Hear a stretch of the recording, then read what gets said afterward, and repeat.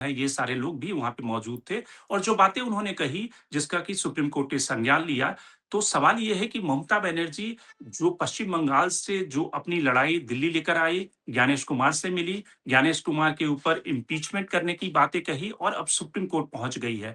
तो इस का मतलब क्या है? सिर्फ़ वो पब्लिक गैलरी के लिए ममता बनर्जी का ये सारा जो अभियान है दिल्ली में, या फिर ममता बनर्जी को लगता है कि उनके जो वोट बैंक है, जो कि एक पूरी बीजेपी की स्ट्रैटेजी है कि वो डिलीट हो जाएँ, वो ऐसे टारगेटेड डिलीशन हो और जिससे कि वो जो इलेक्टोरल रोल्स है, वो कहीं न कहीं बीजेपी के फ़ेवरेबल हो।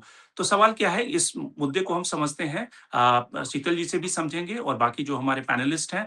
लेकिन सबसे पहले एक टिप्पणी लेते हैं प्रदीप चट्टोपाध्याय, जो कि प्रोफ़ेसर हैं पॉलिटिकल साइंस के, पश्चिम बंगाल से। प्रदीप साहब, आपने तो कई सारी किताबें भी लिखी है। आप किस इस तरह से इसको देखते हैं कि ममता बनर्जी का जो स्ट्रीट फाइटर का जो रूप है, वो और जो जिस तरह से पश्चिम बंगाल में जो फ़ोटो सर्कुलेट होंगे कि ममता बनर्जी काला कोट पहनकर, काली शॉल ओढ़कर सुप्रीम कोर्ट में बहस कर रही है एसआईआर के मुद्दे पे, जो लोग जिनका कि वोटर डिलीशन में नाम आ गया है, उनके लिए फाइट कर रही हैं। आपको लगता है कि बंगाली अस्मिता का इससे अच्छी तस्वीर नहीं हो सकती उसको प्रोटेक्ट करने का, और शायद ममता बनर्जी का पूल प्लान भी इसी के इर्द-गिर्द होगा? देखिए, बात सीधी बात है कि ममता बनर्जी का जो 5 साल का सरकार थी 2021 से लेके आज तक 2026 में चुनाव है, तो वहां पे बहुत सारे मुद्दा थी जो जो उसके खिलाफ। तो 5 साल का अगर कोई एनालिसिस करे तो सीधी सीधी Mamata Banerjee was in the back, वो इलेक्शन के दौर में। लेकिन ये एसआईआर आ गया तो ये लास्ट 4 महीने का क्या है, लोगों का क्या हैरानी है, परेशानी है, इसके ऊपर वो चुनाव में जाना चाहती है। और सीधी बात ये है कि इलेक्शन कमीशन का जो बदलते हुए रूल्स एंड रेगुलेशंस है, हियरिंग चल रहा है अभी, तो इसमें लोगों का थोड़ा बहुत दिक्कत हो रहा है। लेकिन आप सभी को ये भी मानने को मैं रिमाइंड कर रहा था कि लास्ट फरवरी में 2025 फरवरी में ममता बनर्जी खुद इलेक्शन कमीशन को बोला था कि आधार कार्ड डुप्लीकेशन करके सारे जगह में चुनाव हो रहा है। और ईसीआई ज्ञानेश कुमार के पास इनका टीम गया था मार्च 2025 में, और ईसीआई ने नोटिस जारी किया था कि हाँ, थोड़ा बहुत आधार कार्ड का डुप्लीकेशन का इशू है, इसमें जांच करेंगे। तो अभी मुद्दा ये है, प्रश्न ये है कि अगर ममता बनर्जी को चीफ इलेक्शन कमिश्नर बनाया जाए, तो ममता बनर्जी कैसे ये निर्वाचन का जो इलेक्टोरल रोल है उसको कैसे ठीक करेगा। ये तो एक है कि आप लॉयर है, चीफ मिनिस्टर है, सब कुछ है। देखिए, ममता बनर्जी इमोशन से इलेक्शन लड़ती है हर टाइम पे। तो इस बार एक बड़ा इलेक्शन का जो इमोशन है उसको मिल गया और वो यही करेगा। लेकिन एक चीज है कि जहां जो पार्टी यहाँ पे बंगाल में मेन अपोजिशन पार्टी है यानी बीजेपी, वो करीब करीब उसको उसके जो करता है, कर्म करता है यहाँ पे, वो ये जो लोगों का परेशानी है हियरिंग के टाइम में एसआईआर का, कोई भी इलेक्शन कमीशन के पास नहीं गया। तो लोग ये देख रहे हैं कि कौन जा रहा है। हालांकि ममता बनर्जी का जो दल है तृणमूल कांग्रेस, सार जगह बीएलओ को जब काम हो रहा था, बीएलओ को बहुत वो मैन मार्किंग किया, बोला कि मैन मार्किंग करना है जैसे फुटबॉल में होता है, उसको अकेला नहीं छोड़ना है, तो उसको दबाव में रखा। उसके बाद जब बीएलओ ने ये अपलोड किया है तो उसके लिए बहस हो रहा है यहाँ पे। लेकिन प्रॉब्लम ये है कि ऑपोजिशन पार्टी अगर मजबूत है यहाँ पे तो उसको भी दिल्ली जाना है, उसको भी काले कोट पहन के सुप्रीम कोर्ट में जाना है कि हमारा बात रखने के लिए, लोगों के बात रखने के लिए। यहाँ पे ममता बनर्जी को जैसे खुली छूट मिल गए हो। ऑपोजिशन पार्टी जो लेफ्ट पार्टीज है, बीजेपी है, कोई भी ये दिखाई नहीं दे रहा है कि लोगों को जो परेशानी का बात लेके जा रहा है।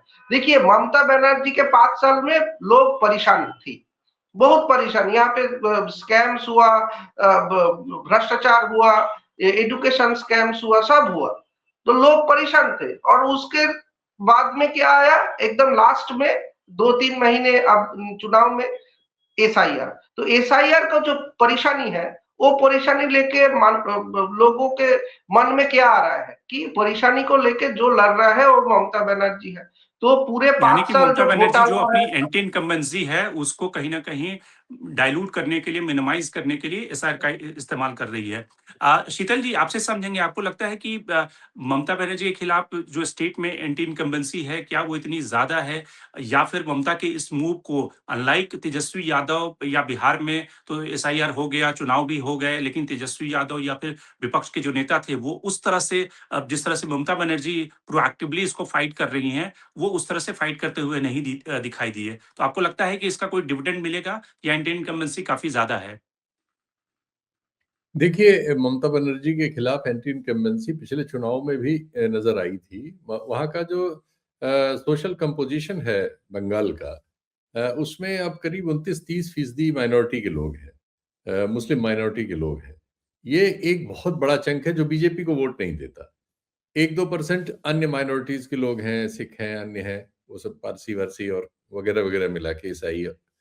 68% के आसपास हिंदू है। 68% बीजेपी को तो हिंदू ही वोट देता है, मुस्लिम तो बहुत रेयर होगा, कहीं कुछ परसेंटेज। तो इसमें से मेजॉरिटी तो बीजेपी को करीब 39% लोकसभा में वोट मिल गया है। तो बीजेपी को मेजॉरिटी हिंदू में मिल गया है। और वो जो पॉलिटिक्स कर रहे हैं, मतलब हिंदू कम्युनलिज्म की पॉलिटिक्स वो करते हैं, और ऐसी बातें भी कर रहे हैं उनके नेता वगैरह। मतलब शुभेंदु अधिकारी वगैरह के भाषण सुनिए तो ओपनली एंटी मुस्लिम डायट्राइब उन्होंने कर रखा है। जो सेंट्रल लीडरशिप है वो भी घुसपैठिए की बात ज्यादा करती है। घुसपैठिए से सीधा मतलब बांग्लादेशी मुस्लिम्स पर होता है।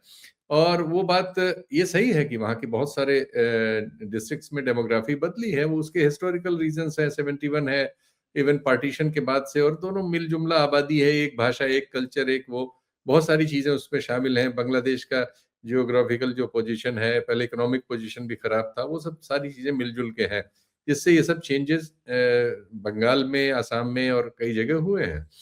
तो वो एक इशू हमेशा है, उसको पॉलिटिकली कम्युनल लाइंस पे कैश करना है या ह्यूमन लाइन पे कैश करना है, ये एक बात होती है। तो ममता बनर्जी जी को ये एडवांटेज है कि अभी वहां माइनॉरिटी जो है उसका लगभग 70-80%, रादर 80% उनको वोट कर रहा है। ये उनके लिए सहूलियत है। और बहुत थोड़ा सा हिस्सा कांग्रेस और लेफ्ट वगैरह में जाता है। तो ये सहूलियत की वजह से वो अभी तक जीतती रही हैं। अब बीजेपी लेकिन उनको कॉर्नर करने में लगी हुई है, तो बीजेपी के लिए बड़ा टफ टास्क है। लेकिन ये जो एसआईआर है, अगर इसके जरिए एक साइजेबल हिस्से को बीजेपी जो है, जो फॉर्म 7 की उनकी हर स्टेट में शिकायत आ रही है कि बीजेपी के लोगों के पास फॉर्म 7 है, वो लोगों के नाम दे रहे हैं, उन लोगों के नाम कट रहे हैं, और बहुत सारे लोगों के नाम इसमें काटे जा रहे हैं जो माइनॉरिटीज के हैं या अपोजिशन के वोटर्स हैं। तो ये शिकायत सिर्फ बंगाल की नहीं है, लेकिन वो ठीक कह रहे हैं, वो जो पत्रकार अभी बता रहे थे बंगाल से, कि इस पे लड़ने का काम न लेफ्ट कर रहा है, न कांग्रेस कर रही है, न बीजेपी कर रही है, सिर्फ ममता बनर्जी कर रही है। और ये एक प्रॉब्लम है, मान लो 60-70 लाख लोगों की भी ये प्रॉब्लम है, तो वो प्रॉब्लम बहुत बड़ी हो जाती है पूरे स्टेट में। अगर उसको लेके कोई लड़ रहा है तो उसको, वो ममता बनर्जी का यही एक गुण है, और जो उनके फेवर में हमेशा जाता है, कि वो स्ट्रीट फाइटर की इमेज उनकी है। हालांकि उनपे करप्शन वगैरह के जो चार्जेस बताए गए रियल हैं, उनपे सब सारी गलत चीजों के चार्जेस हैं उनके, लोगों पे, उनके सहयोगियों पे, उनके मंत्रियों पे। बहुत सारे लोग पकड़े भी गए हैं, बहुत सारे लोग बीजेपी में चले गए थे, फिर बीजेपी से लौट के भी आ गए हैं, वगैरह वगैरह है। तो ऐसी स्थिति में जाहिर है कि बाकी विपक्ष ने ये सारा मौका ममता बनर्जी को दे दिया है, और वो जितनी चीजों को कर सकती हैं अपने लिए इनकैश, आज कोर्ट में वो खड़ी हो गई। 2003 के बाद वो कभी कोर्ट में नहीं गई थी। उनका रजिस्ट्रेशन है, वैसे वकील हैं, पढ़ी लिखी हैं, लेकिन कोर्ट में वो पहली बार आई। हालांकि सुप्रीम कोर्ट में चीफ जस्टिस ने कहा कि आपके सीनियर वकील हैं, वो बोलेंगे, उनको वो सब करने नहीं दिया जो वो करना चाहती थी। लेकिन फिर भी उनकी ये रिपोर्ट हो रहा है कि वो कोर्ट गई, उन्होंने शुरू किया, माई लॉट करके शुरू किया। तो वो सब वीडियोस और वो सब फैल गए हैं, तो उसका बेनिफिट वो पॉलिटिकल बेनिफिट लेंगी। तो एक कड़ी लड़ाई में हम देख रहे हैं, लेकिन बीजेपी भी इस बार बहुत फॉर्मिडेबली तैनात है वहां। देखते हैं क्या होता है, अभी एग्जैक्टली कुछ कहना मुश्किल है। जी।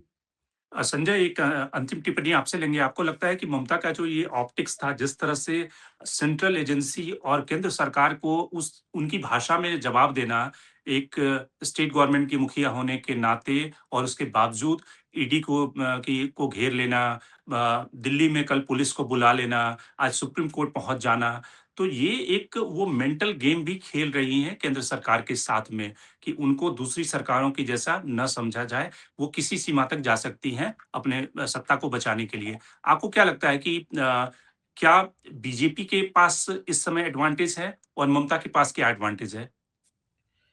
देखिए, विपक्ष के पास क्या हथियार है बचे हुए?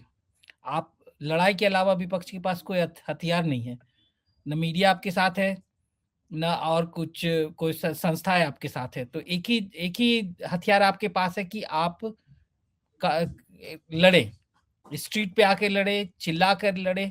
ममता बनर्जी ने वही टैक्टिक्स अपनाया। लेकिन एक बात ये भी सच्चाई है कि आप दिखाई इतनी बड़ी आबादी में आप 4 महीने में, 3 महीने में आप पूरा प्रोसेस कंप्लीट करना चाहते हैं।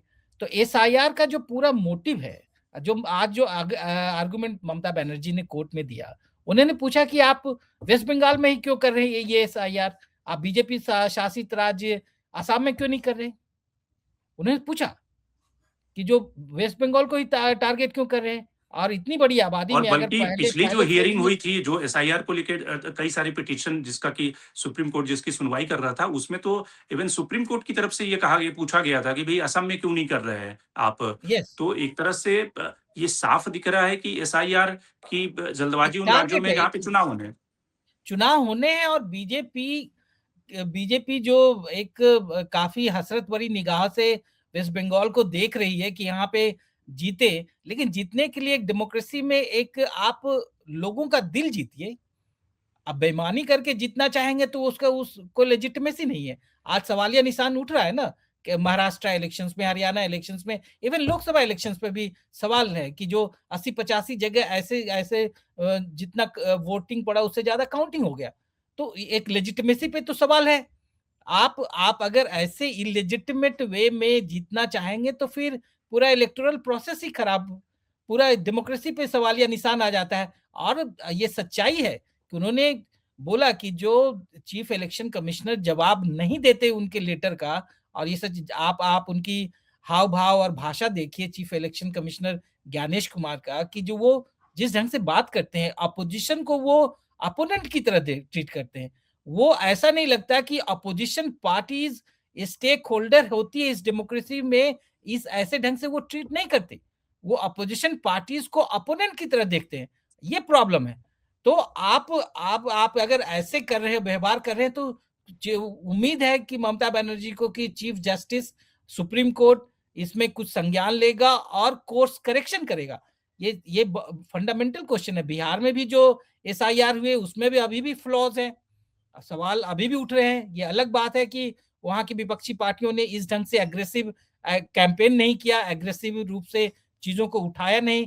लेकिन ममता बनर्जी जानती है कि इनके एग्जिस्टेंस का सवाल है, एक पॉलिटिकल एग्जिस्टेंस का सवाल है, तो लड़ रही है। बीजेपी के पास सारा रिसोर्सेज है और उसके खिलाफ अकेले लड़ाई लड़ना आसान काम नहीं है। कम से कम ये हुआ कि ये मसला सामने आया। जो इशू है, आप बताइए इलेक्शन कमीशन का क्या काम होता है? इलेक्शन कमीशन का काम होता है कि आप वोटर्स को जोड़िए। आप डिलीशन पे लगे हुए हैं,